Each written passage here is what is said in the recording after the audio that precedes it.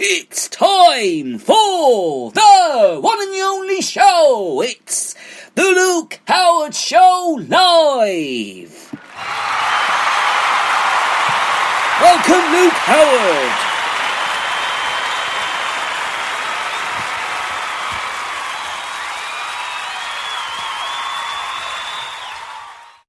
Thank you very much. Thank you. Thank you for that wonderful, wonderful, wonderful round of applause. As I usually say, that was a great round of applause. Good morning. Hope everyone is well. Morning. I hope everyone's good and is raring to go and looking forward to the show today, as I say every single day. Well, most days. I'm well, of course. I mean, I'm looking forward to the show today because we're talking about this is news. We're talking news as usual, and of course the music, the chats, the entertainment. So I'm always looking forward to the show. You see, as much as you are. So, and I'm looking forward to it because we're talking about the catering side of because we're talking about catering today on the show. We're going to be talking about UK employment, and we're going to be talking about Boris Johnson on the show today as well. Yes, we're going to be talking about that lawyer change and rising migrant crossings. We're going to be talking about that on the show as well. And we're also going to be talking about Raspberry Bombay as well on the show today, because today is Raspberry Bombay Day. It is the 11th of August, by the way, Tuesday the 11th of August, and hope everyone is having a lovely day today. So, let's start off then by talking about the news then, because I must put that charger in, that's it, because my thing's running out of charge. That's it.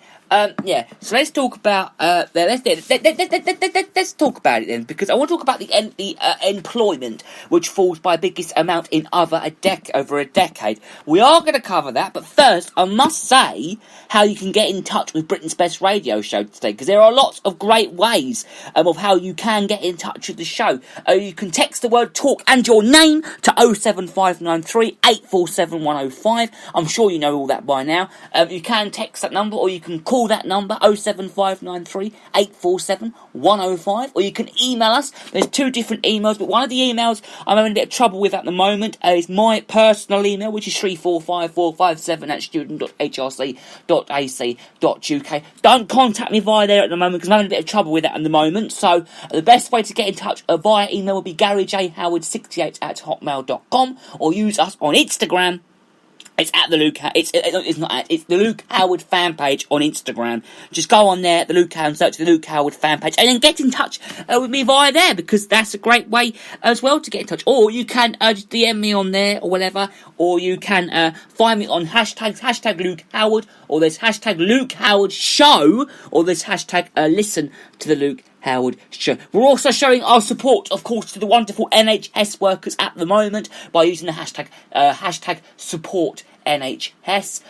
So we're doing a lot for them at the moment by supporting them on social media as well. So I want to thank the wonderful, wonderful NHS staff. I'm sure I've said this before, but I am going to say it again. The NHS staff are fantastic. So I thought that I would just do a special mention for the NHS and say well done to them for what they've done. I think we should do a round of applause for them as well, because this is our round of applause for the NHS. There you go, round of applause for the NHS.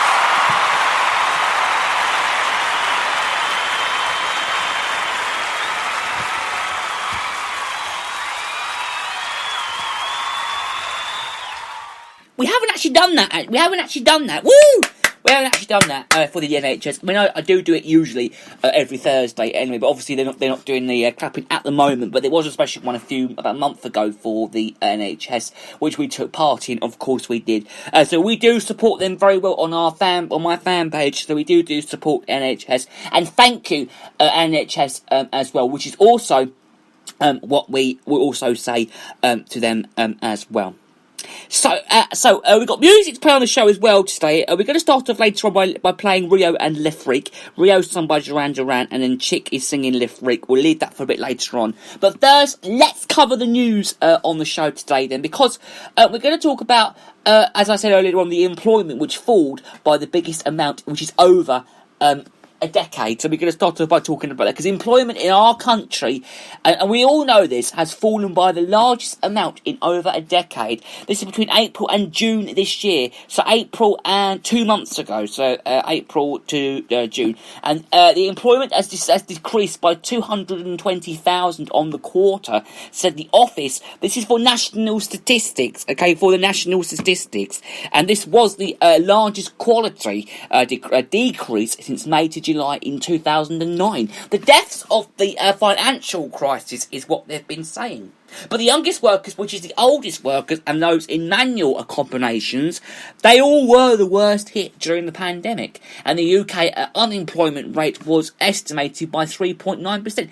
I don't actually think we've covered the employment on this show yet. I'm sure we haven't covered it yet, but we are going to cover it today on the show. We're going to cover it now, right now, because the UK employment rate was estimated at 3.9%. And Jonathan Arthur, the Deputy National Statistician at the ONS, he said the groups of people which were affected are younger workers, 24 and under, or older workers, and those in more routine or less skilled jobs. But there is concerning, as it's harder for those groups to find a new job or get into a job as easily as other workers. Now, the UK economy has been battered by the coronavirus pandemic, but the unemployment has not surged as much as feared, because large numbers of firms have put employers on furlough.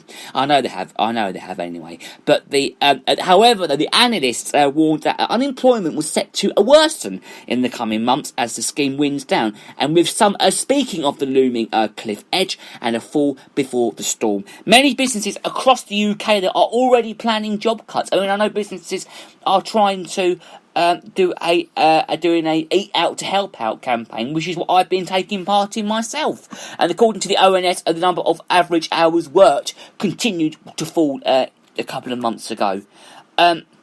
Now, theatre technician Charlotte Baker, she was out of work as a result of coronavirus crisis. Of course she was. But she started a new job at the Fairfield Halls in Croydon in London in September last year. She was furloughed in March this year. In June this year, she was made redundant, even though she could have been kept on furlough. But now management at the Fairfield Halls has said that the venue will not, yes, it won't reopen until April next year, okay?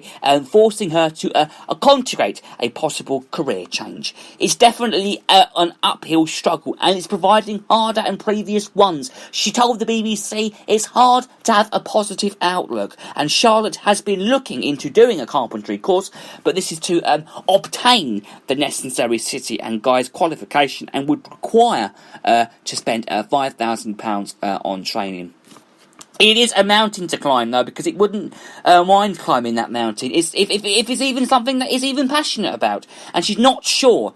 That's what she said. I'm hoping to make a decision by the end of this month, which is what she said as well. But however, there were falls in pay, or those still working, with regular pay levels down 2%, and it was compared with a year earlier. The first negative pay growth was since records began back in 2001. But the number of people on 0 hours contracts also increased to more than 1 million. If you are listening today, if you are listening to the show and you are on furlough, do get in touch with us and let us know what it's actually like to be furloughed. What's it like? I mean, I've lost my job, but I don't know if I'm actually going to be going back this year. I might be going back next year, but not this year. But what's it like being furloughed? I mean, what's it like? I'd love to know. You know how to get in touch. Do let me know. But if it also added that a large number of people were estimated to be temporarily away from work, including furloughed workers, approximately 7.5 million in June this year, with more than 3 million of these being away for 3 months or more. The number of workers covered by the furlough scheme has since risen to almost 10 million. Yes, 10 million. But if you're a glass half full sort of person, there is some less than awful news in the latest labour market figures. Now, the number of vacancies, for example, rose from its record low. This is by 10% in May. By July, as lockdown restrictions were eased, the number of hours worked saw a record drop, would you believe, in the second quarter from April to June. But in July, it was down by only 3%, less than half the fall in May and June. However, there are some less jolly signs. The number of employer payrolls had only dropped marginally in the previous 2 months, but saw a much bigger drop in July, which was down 114,000. This is in a split of the reopening of many shops, restaurants, pubs, and employers are increasingly making employers bear the risk. I mean, some tattoo parlours and places like that aren't open yet, but I know a lot of them are. A lot of places are, and a lot of places aren't. But there isn't enough work for them to do, with the number of 0 hours contracts rising above 1 million for the first time. And then there's the record drop in self-employment, and all this is in spite of the government spending more than 40 billion trying to protect employment through furlough and self-employed income support, okay? And employment trends are to peak well after economic shocks have been and gone, and this time will be no different. Now, the ONS has said that there had also been a sharp fall in number of self-employed people between April and June this year. And he said that there were 4.76 million self-employed people and 14.5% of all people in employment, which is a record, really, of 238,000 people fewer than the previous quarter. But Ruth Crattery, the senior UK economist at Capital Economics, she said the latest employment figures were the lull before the storm. She added the cracks event in the latest batch of labour market data and are likely to soon turn into a chasen, with their unemployment rate rising by 3.9% to around 7% by mid next year. She also said that further rises in the in unemployment in the coming months were all but uninvestable as the furlough scheme unwinds itself. The Capital Economics forecast that the unemployment rate will peak at 7% in mid-2021 and will remain above its pre-pandemic level of 4% until the end of 2022. Mr. Gregory suggested that the economic recovery will be slow going. And Jeremy Thompson-Cook, the chief economist at the Equals Money, said the figures showed the true level of those out of work and had been very officiated lowered by the government's furlough scheme, and that the worst lay ahead. Unfortunately, the end of furlough scheme will present a cliff edge. This is statistically and economically for those currently relying on government support to make up their wages. Okay, so we'll leave that story there. So if you are on furlough right now and you are listening, then do let me know, and I'd love to hear from you. And so if you are on furlough, you've got nothing to do, listen to the one and the only show, The Luke Howard Show, Monday to Friday, 10 to 10:45 live. Listen to the show if you've got nothing else to do. The Luke Howard Show, I'm sure you'll be a good listener. So if you are off at the moment and you are listening, you are a regular on the one and the only show, The Luke Howard Show. So welcome to daytime radio. Yeah, right, let's talk about Boris Johnson now then, because he's considering low change amid rising migrant crossings. Now, the UK, he said the UK needs to consider changes to analyse laws to deter migrants from crossing the English Channel. And Boris Johnson has said this. He said it was currently very, very difficult to legally return people who arrive in the UK from France using small boats. Have we got the video? Have we? Are we going to play the video? No, we won't play the video. But more than 4,000 people have successfully crossed the English Channel this way so far this year. The UK and French ministers will meet later today to discuss the English Channel this way was so far this year. The UK and French ministers will meet later today to discuss how to reduce this number. But Immigration Minister Chris Philip has travelling to Paris, and talks accompanied by the newly appointed candidate Channel Threat Commander Dan O'Malley to demand stronger measures from the French authorities. The UK government has said it wants to work with the French authorities to make the route unreliable. Speaking ahead of the meeting, the UK's former National Security Advisor, this is Lord Ricketts, said the UK may need to pay for increased enforcement along the French coast. But the French do have 300 kilometres of coastline facing the UK, which is quite hard to for police, and they all think a lot of money that they are asking for it is to rent the mobile patrols to and down those beaches to stop people even getting into these boats. He also said that he pledges the work with French authorities to discourage people from making the dangerous journey across the channel. But he also added that the UK also needed to look at the panoply of laws that an illegally immigrant has at his or a proposal that allow them to stay safe. Are we going to play this? Let's play this video of the man standing by the thing. You can't see it, but it's recorded, so it's on a video. And then we came across this boat around half an hour ago, just spotted it on the horizon, and we have seen them actually trying to get water out the boat. They're doing that at the moment. They're using a plastic container just to try to bail out the boat. So obviously it's pretty overloaded there. People are wearing life jackets, but it is pretty dangerous, just the number of people on board that boat. Let me just see. Are you okay?